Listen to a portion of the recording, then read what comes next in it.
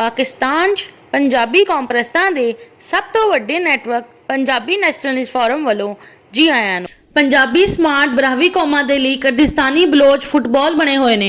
पाकिस्तान 'ਚ कुर्दिस्तानी निजात बलोच, बलोचिस्तान 'ਚ ब्राह्वी कौम दे इलाके, सिंध 'ਚ स्मार्ट कौम दे इलाके ते पंजाब 'ਚ पंजाबी कौम दे इलाके 'ਚ रहिंदे ने। पाकिस्तान 'ਚ बलोच जिन्हां इलाकां 'ਚ रहिंदे ने ਉਹ ਦੀਹੀ इलाके ने। इस ਲਈ पाकिस्तान ਦੇ बहुत सारे ਦੀਹੀ इलाकिਆਂ 'ਚ बलोच बदमाशी करते ने, लेकिन बलोच पाकिस्तान ਦੇ शहरी इलाकिਆਂ 'ਚ बदमाशी नहीं कर सकते। पंजाब 'ਚ पंजाबियां ने बलोचां ਨੂੰ ਸਰਾਇਕੀ ਸਾਜ਼ਿਸ਼ ਕਰਨ ਦੇ जुर्म 'ਚ ਤੁੰਨ ਕੇ ਰੱਖਣਾ शुरू कर दिता। सिंध 'ਚ समाट ਦੀ तरफों बलोचां दे तसलत के खिलाफ मजामत शुरू हो गई।